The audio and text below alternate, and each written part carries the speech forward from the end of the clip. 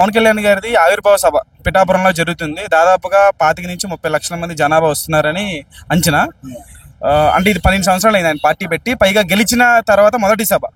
మీరేం అదే ఈ మధ్య టీవీలో కూడా నిన్న మొన్న చదువుతున్నారు, ఏది మొట్టమొదటిసారిగా మీటింగ్ పెడుతున్నారు, విజయ సభ అది పెడుతున్నారని అంటున్నారు. మొదటి సభ ఇది ఊరేగింపులాగా చేసి 200 మంది స్టేజ్ మీద ఎమ్మెల్యేలు 250 మంది ఎమ్మెల్యే కూర్చున్నట్టుగా దరిదాపుగా ఒక స్క్రీన్లే ఒక 20-30 స్క్రీన్లు పెట్టి చేస్తున్నారు అని చెప్పి అంటున్నారు. ఆయన చేయగలడు, బ్రహ్మాండం చేయగలడు. ఆయన మంచి మనసు. అలాంటి వాళ్ళు ఆ మనసుతో పాటు బాబు గారి దగ్గర కొంత నేర్చుకోవాల్సింది ఉంది. ఇంకా ఆయన నేర్చుకుంటే ఫుల్ సక్సెస్ అవుతాడు అన్న. అదే మూడ్లో వెళ్ళాలన్న అని మా కోరిక. అది అదే మరోపక్క వైసీపీ సోషల్ మీడియాకి సంబంధించి వాళ్ళు ఒక పోస్ట్ పెట్టారు, పవన్ కళ్యాణ్ వృధా ఖర్చులు చేస్తున్నాడు, జనాల డబ్బులతో హెలికాప్టర్లో తిరుగుతున్నాడు, ప్రజల బాధలు పట్టించుకోవట్లేదు, అది ఇదని చెప్పేసి. వాళ్ళతో పోల్చుకుంటే ఈయన ఒక 2% ఖర్చు పెట్టేది వాళ్ళతో పోల్చుకుంటే, నిజంగా చెప్పాలంటే. ఎందుకంటే వాళ్ళు విచ్చలవిడిగా సమోసాలకే అడిగిడికి ఎక్కువ పెట్టిన రోజులు ఉన్నాయి. అర్థమైందా? అందుకని చెప్పేసి వాళ్ళతో పోల్చుకుంటే తక్కువే. కానీ అంత ఎగపప్పులకి ఎగులు పట్టడానికి అడిగిడికి ఇచ్చేసారు. అవునా గురుగారు అన్నట్టు. వాళ్ళతో పోల్చుకుంటే తక్కువే. కానీ ఇంకా బాగా మంచిగా సాధించి ఏదైనా చేస్తాడని నాకైతే నమ్మకం ఉంది. అలా ఆయనకి ఎలాంటి ఇది లేకుండా మంచిగా అట్నే సాగిపోవాలని, వివరంగా ఇంకా నేర్చుకొని ఇంకా మాకు సేవ చేయాలని మేము అనుకుంటున్నాం.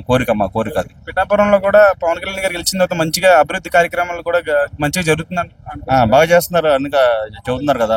జరిగి చూపించినాకే ఈ సభ పెట్టారని మనం వింటున్నాం. అంతా చేసిన తర్వాతే. ముందే పెట్టేస్తే ఎందుకో పవన్ కళ్యాణ్ ఎందుకు అవుతాడు? ముందే పెట్టేస్తే అక్కడ ఏం చేశాడు ఏందనేది కొత్త కదా.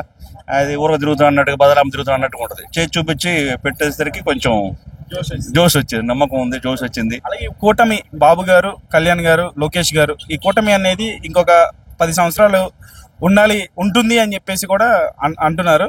మరో పక్క చూస్తే ప్రజలకి ఏదైతే మీరు హామీలు ఇచ్చారు సూపర్ 6 అని అవి అమలు చేయట్లేదు, ప్రజలను మోసం చేశారు.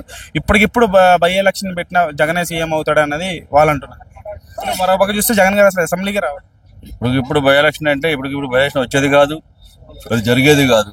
ఇప్పుడు 10 years దాకే ఇంకా లేదన్నప్పుడు బై ఎలక్షన్కి ఇంకేం వచ్చింది? అది 10 years దాకా లేదంటున్నారు. ఇంకా బై ఎలక్షన్లో మనం ఇంకా వాళ్ళు చెప్పే మాటలు అయ్యి ఇప్పుడు ఎంతో డబ్బు 8 లక్షల కోట్లు అప్పు తెచ్చి ఎంతో డబ్బు ఖర్చు చేసి ఒక వివరణ లేకుండా ఆగమాగం అయిపోయి ఇదైపోయిన సమయం ఇది.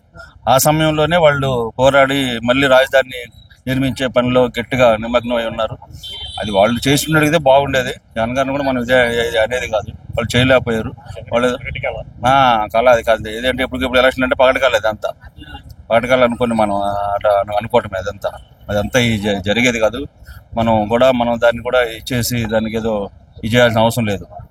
100% వీళ్ళు ఇంకా 10 years ఎట్టి పరిస్థితుల్లో ఉండి ఆంధ్రాని అభివృద్ధి చేసి మన హైదరాబాద్కి ఎలా ఇప్పుడు ఇట్లా జనం ఎట్లా మనకి ఎట్లా వస్తున్నారు ఫ్లోటింగ్, అటు అన్ని రాష్ట్రాల నుంచి ఆంధ్రప్రదేశ్ కూడా వచ్చి 2 రాష్ట్రాలు బాగుండాలని వివరంగా కోరుకుంటున్నాం మేము. Thank you.